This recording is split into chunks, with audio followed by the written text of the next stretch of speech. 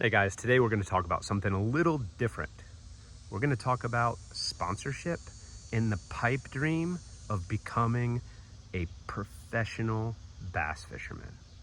So if you're looking at me right now going, what the hell does this guy know about becoming a pro? But I don't want you to just take it from me.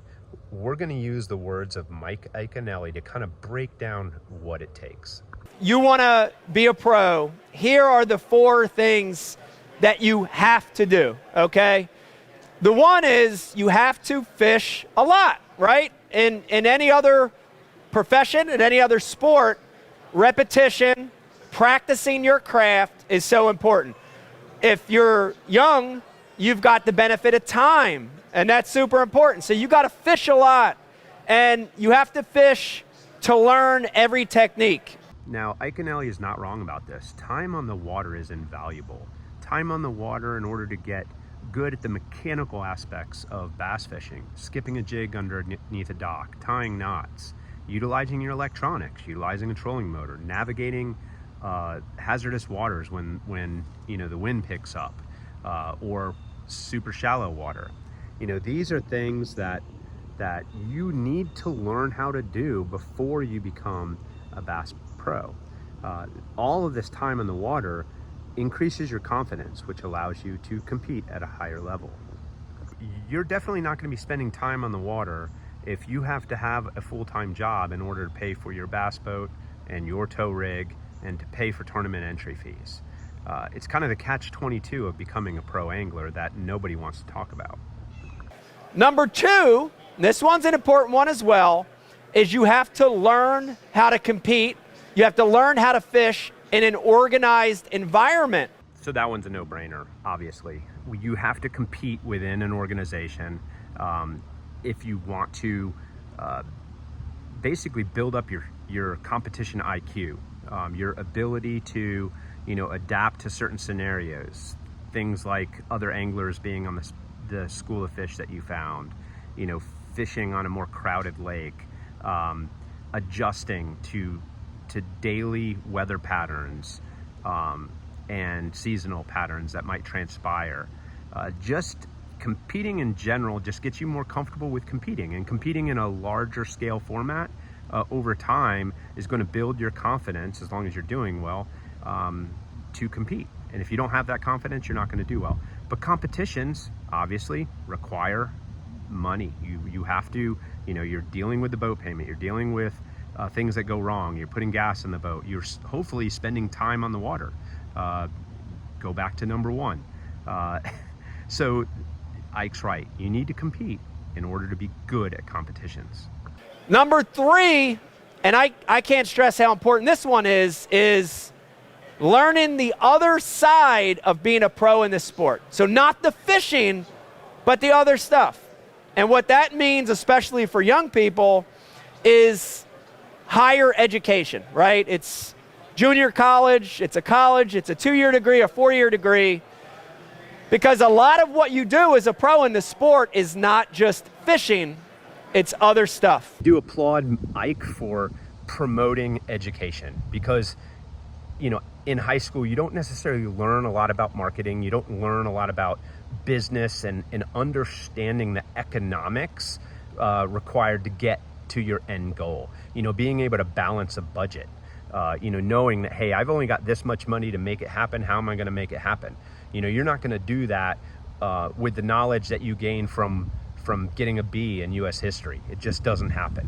So taking the courses that are going to help you with your own personal business of being a professional bass fisherman is inherently important. So he's not wrong about that. But here's the catch-22. You've graduated high school.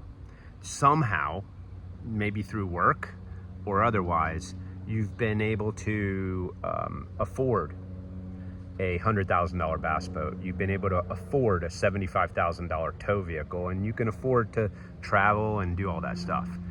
Taking courses in marketing and in business are going to take time away from you. Now, if you have a job so that you can afford those things and you have to go to school, you're not going to have much time to fish, and that's a reality.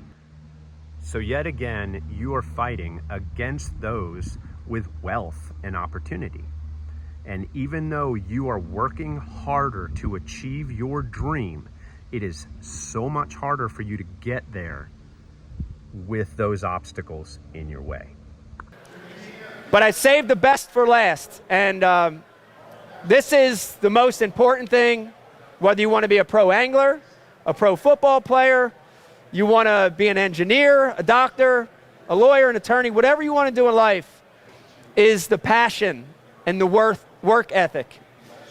You have to love it. You have to go to bed every night thinking about fish. Now this one's a little bit laughable because we all have the passion. We really do. We all enjoy bass fishing, but ultimately that is not going to get us to where we need to be. As he mentioned before, time on the water is going to get us there. But how do we get time on the water? How do we get time on the water if we're going to school? How do we get time on the water if we're working a job in order to pay for this bass boat? So it kind of creates a conundrum, if you will. And that's why I fall back on the fact that in today's society, you are truly up against affluence. And in all aspects of sports, you know, the kids that went to the best training camps for football, you know, that not only had the genetic predisposition to be great football players, but also had the best coaching, they're the ones that are going to make it to the NFL. And the kids that didn't, well, you know, they have a harder road ahead of them. Now, I'm not saying that the working class person cannot get to the Elite Series. I'm not saying that at all. What I am saying is that you're up against some barriers. Because right now, as we speak, there are young kids that are 17 and 18 years old whose parents have paid for them to go up to Thousand Islands right now. They were at Champlain last week in order to run around and mark all the spots that they saw those pro anglers on. That's what they're doing.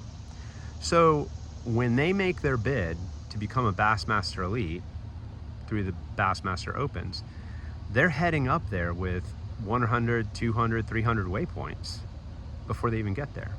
Now, for the person who's working to pay for his bass boat, who manages to get a week off to go fish that Bassmaster Open, you are at a distinct disadvantage because you're now having to start from ground zero, do the mapping, looking on Google Earth. You know, you're gonna have to put forth a lot of extra work in order to just get to an even playing field. Affluence provides you with a ton of opportunities, and bass fishing has become the most expensive sport that you can pursue. So for those kids that are going to the Classic and they're watching those guys walk up on stage, you got to remember that they're cut from a different cloth than most of us are. So for us to elevate ourselves to that level, we got to fight twice as hard. I'm not saying it can't be done.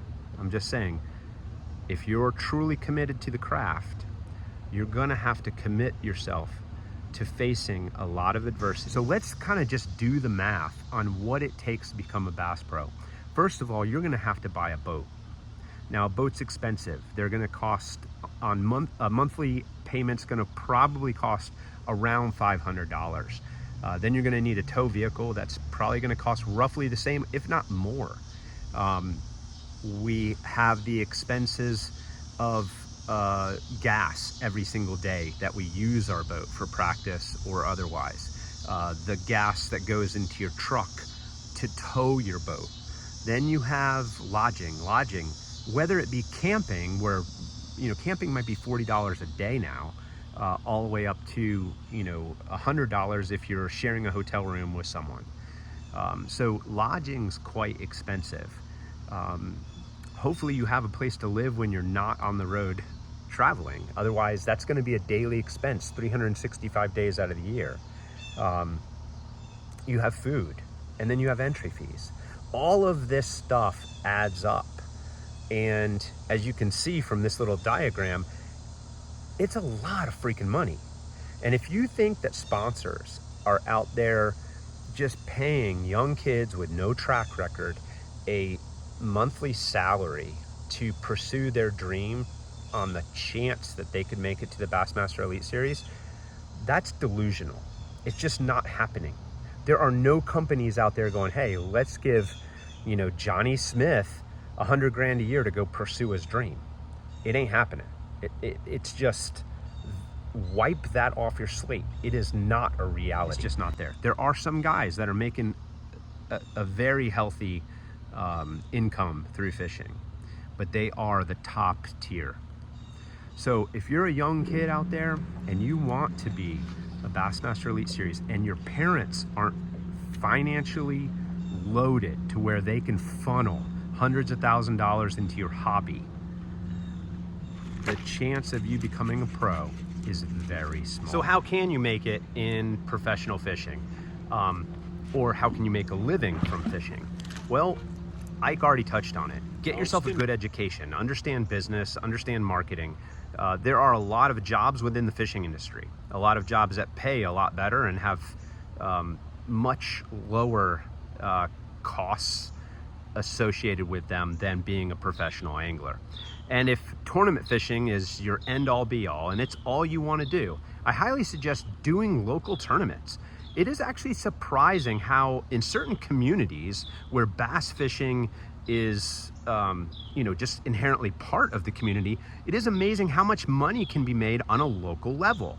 When you have a Thursday derby and you have Saturday and Sunday tournaments and you have 100 boats in all of those tournaments, a lot of times the payout is $1,000 or more for first place. In some cases, $3,000, $4,000, $5,000. So if you are a seasoned angler and you can get good on your home bodies of water, you can actually make a legitimate living fishing locally. And the cost output to do so, as well as your practice time and everything else, is far, far less. You can actually have a job and fish locally and make money. So that's my advice for guys that just weren't born into affluence and want to pursue a life of being a seasoned tournament angler and pro tournament angler. That's the route I would suggest. Now, I know some guys are going to be like, oh man, you totally burst my son's bubble. Dude, the truth hurts sometimes. The reality sucks.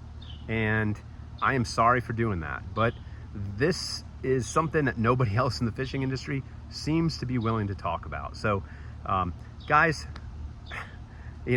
whether you like the video or not, I hope it was informative. If you did like it, please hit the subscribe button. Feel free to comment below too. I'd love to hear your thoughts on this whole commentary, and we look forward to seeing you guys out on the water.